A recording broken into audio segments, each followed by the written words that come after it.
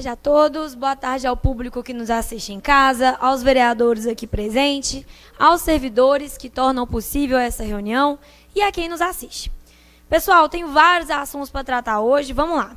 Começando pela conquista que foi a insalubridade como emenda constitucional para os nossos agentes comunitários de saúde. Todos vocês que nos assistem sabem a função prioritária, primordial, que os agentes comunitários de saúde têm na atenção primária, que é a base da saúde pública desse país.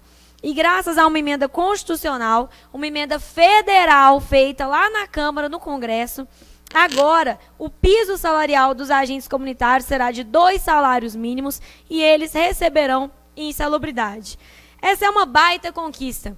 Uma conquista que vem, inclusive, para calar medos dos nossos agentes comunitários de saúde aqui em Divinópolis, já que o prefeito Gleison, junto ao seu secretário de administração, estava caminhando para cortar a insalubridade deles. Chegou a ser feito um parecer dizendo que eles não tinham direito de receber, mas agora que, graças a uma emenda federal, a nossa Constituição ficou garantida o direito à insalubridade e os 2 salários mínimos, o prefeito fez um post dizendo que participou de um post deles, garantindo que vai pagar aquilo que é obrigação através de uma emenda constitucional.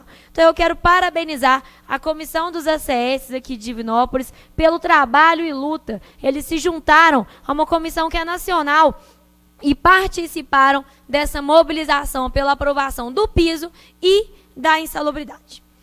Também quero falar, gente, sobre a nossa manifestação pelo radar na BR. Então, quando a gente está falando lá da entrada do bairro Santo André, São Paulo, Copacabana, vários outros bairros ali daquela região, a gente sabe que a região está extremamente perigosa. Às margens da rodovia e com o radar retirado por um governo que assumiu dizendo, que é o governo federal, dizendo que os radares são máquinas desenfreadas de multa. Que desconhecimento, que ignorância. A retirada do radar faz com que existam pelo menos 3 acidentes por semana e só esse ano 2 pessoas já morreram ali naquela região. Mas o que importa é que não está dando multa, né? Quando a gente está falando, gente, de direitos e dignidade e de pertencimento à cidade, a gente está falando do direito de ir e vir também. A gente está falando das crianças que vão e voltam dos bairros de ônibus escolar conseguirem sair e entrar em seus bairros em segurança. O radar precisa voltar para lá e outras formas de sinalização precisam ser feitas. A gente precisa colocar um quebra-mola, a gente precisa colocar um redutor de velocidade. Qual a estratégia a ser utilizada? Eu não sei, porque eu não sou engenheira de trânsito. Mas eu sei que algo precisa ser feito e o que a gente observa é um governo federal omisso e irresponsável com as mortes. Eu quero saber se o governo federal vai se responsabilizar pela última morte que lá esteve. Deixou neto, que deixou filho. É muito triste assistir esse tipo de coisa. Cabe dizer que não havia na manifestação lá do bairro Santo André e dos outros bairros que lá estavam, São Paulo, Copacabana, nenhum outro deputado. Nem o deputado Domingos Sávio, nem o deputado Cleitinho. E eu entendo que a agenda deles é muito apertada, mas cada um tem entre 20 e 30 assessores. A galera é muito bem paga. Não é possível que nenhum podia estar lá acompanhando essa manifestação. É importante dizer também que não havia ninguém da prefeitura, apesar dos bairros pertencerem à prefeitura de Divinópolis e dos moradores tão atingidos serem moradores divinopolitanos. Mais uma vez, o secretário de Trânsito e Segurança Pública impressiona pela sua omissão. É fato que ele não é capaz de resolver esse problema, já que nós estamos falando de uma sinalização em rodovia. Mas a presença dele ali seria, no mínimo, simbólica e demonstraria uma preocupação com a segurança dos que ali moram. Além de que um ofício, vindo da CETRANS, poderia ter um impacto diferente no governo federal, considerando que é o órgão técnico da prefeitura e que poderia solicitar melhorias na sinalização daquela área. Bom, eu me coloco à disposição dos moradores daquela região. Digo para vocês que enquanto eu estiver na política, de qualquer forma que seja, eu servirei a vocês. Já mandei ofício para os nossos deputados, mandei ofício para o deputado Domingos Sávio, para que ele se mobilize, converse lá no governo federal, ele que tem tanto trânsito, né, com o presidente Bolsonaro, converse lá no governo federal para que a gente consiga melhorar a sinalização naquela área, porque mais pessoas não podem morrer. A gente precisa resolver isso. Por último, gente, eu quero falar sobre o print que circula por Divinópolis hoje, que é o print da minha presença no fundo do ato com o presidente Lula lá em Belo Horizonte ontem. É importante dizer, gente, que esse mandato tem lado. Esse mandato sempre teve lado. Sempre foi o lado do povo, sempre foi o lado das mulheres, sempre foi o lado dos educadores, o lado dos ambientalistas, das pessoas LGBTQIA+. Eu nunca tive medo. E a grande vantagem de ter uma carteira assinada e de permanecer trabalhando como eu permaneço dando aula, é que eu não dependo de política para viver. E eu não preciso ter medo de me posicionar em busca de um emprego, em busca de um mandato atrás do outro. Eu não estou aqui para isso. Eu estou aqui por um propósito muito maior, que é o de representar as pessoas que em mim acreditaram lá atrás.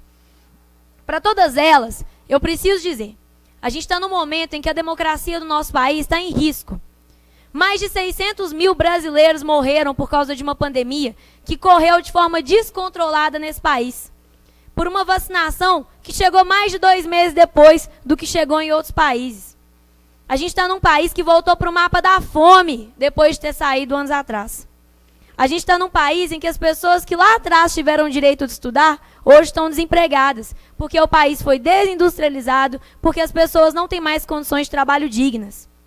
A gente está no país em que as pessoas estão na fila do osso para ter alimento. Enquanto o presidente gasta 4 milhões de cartão corporativo, com sigilo, que lá na campanha ele tinha prometido retirar.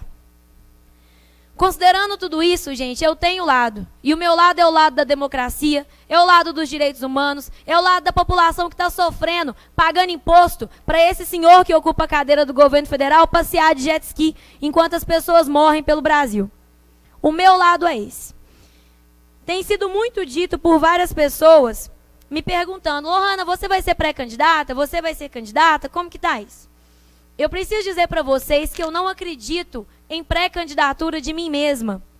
Eu não sou nem nunca serei pré-candidata de mim mesma. Quem lança qualquer pessoa, quem diz sobre o desejo de ver qualquer pessoa ocupar um espaço, é o povo. O povo de Divinópolis, o povo de Minas Gerais, o povo do Brasil. E é para essas pessoas que o meu nome está à disposição. Eu, pelo Partido Verde, eu estou à disposição de todos vocês para trabalhar e para servir. É importante dizer, gente, que o momento em que a gente está vivendo é um momento de união. É um momento em que muita gente está passando por cima de algumas coisas e entendendo que o projeto maior é, de fato, defender o Brasil, defender Minas Gerais dos riscos da democracia que a gente tem enfrentado. Riscos que a gente enfrenta no governo federal, riscos que a gente enfrenta no governo de Minas, já que a gente é governado por alguém muito semelhante ao presidente Bolsonaro, só que invernizado, que fala mais manso e mais bonito. É o senhor governador Romeu Zema. Esse momento em que a gente está é um momento de luta e de união. E eu sei muito bem que muita gente que está me assistindo ainda não tem um lado nessa história. Mas é para todos vocês que eu estou aqui dizendo. Mesmo que a gente não concorde 100% com as ideias de A ou B, com o que o lado A ou B diz, a gente com certeza concorda que a democracia tem que ser protegida, que os direitos das pessoas LGBTQIA+, têm que ser protegidos, que o meio ambiente não aguenta mais sangrar, que todas as pessoas que morreram pela Covid, boa parte delas poderia ter sido salva. A gente concorda sobre isso. A gente concorda que ter gente na fila do osso, enquanto o presidente gasta 4 milhões de cartão corporativo, é indecente. E se a gente concorda, a gente precisa se unir. O meu convite para cada um de vocês hoje é para isso. Contem comigo, saibam que eu estou à disposição de vocês e que a gente vai vencer tudo isso. E esse momento de sofrimento vai ficar guardado para as páginas de história dos nossos livros. Obrigada, presidente. Obrigado, vereadora. Na sequência...